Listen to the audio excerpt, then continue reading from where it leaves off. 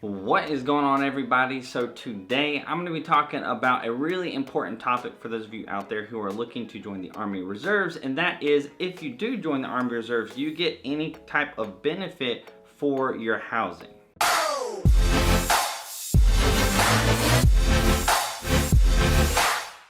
So I was about to do a video on several different things that I think you should know before joining the Army Reserves. And this one specifically, I decided to do as its own video because I think it is an important topic to talk about. I get asked this question a lot because there's a lot of people who join the military, Army Reserve specifically. They send me questions and they ask about their housing and whether or not their housing is going to be covered whenever they're at basic training, because they're not active duty. So that's a question that they have. They ask if they're just drilling monthly, do they get anything for housing?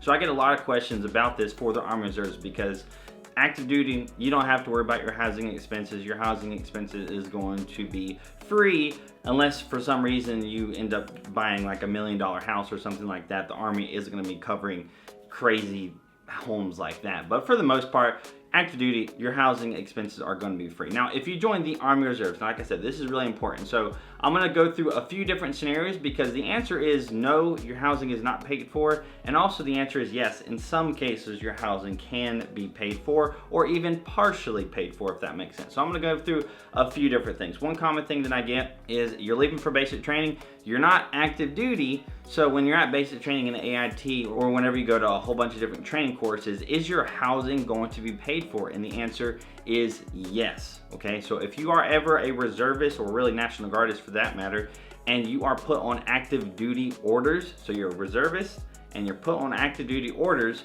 for really longer than 2 weeks, then you are going to get your housing paid for. You're going to end up getting BAH, which is really just an allowance for your housing. So if you're a reservist, you're staying at home, you got a mortgage, you got rent or something like that, you really just have to provide proof that you have rent or a mortgage, and based on your zip code, not based on how much you actually pay, based on your zip code will dictate how much money you actually get. So like I said, if you have $1 million house or if you have a $100,000 house, you're going to get the same amount of money for BAH, for your housing expenses. And the only real variable here is depending on your rank, depending on how many family members you have or dependents, that is also going to have an effect on what you get for your BAH.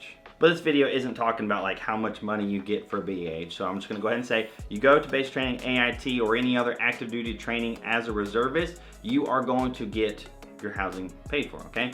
Now, let's say you're just drilling monthly, you don't have anything extra going on. Some people actually do think that, and you may be watching this, that if you're just a reservist in general, you're gonna get some money every single month for your housing expenses, and this is completely not true. You're not gonna get anything at all whatsoever on a normal, typical battle assembly drilling month. You're not gonna get anything. The only time as a reservist that you're gonna get extra housing for your training that you do is, again, if it's over 2 weeks. So something obviously that comes to mind is annual training. Every year you have 2 weeks of annual training, and so for those 2 weeks you will end up getting BAH for those 2 weeks.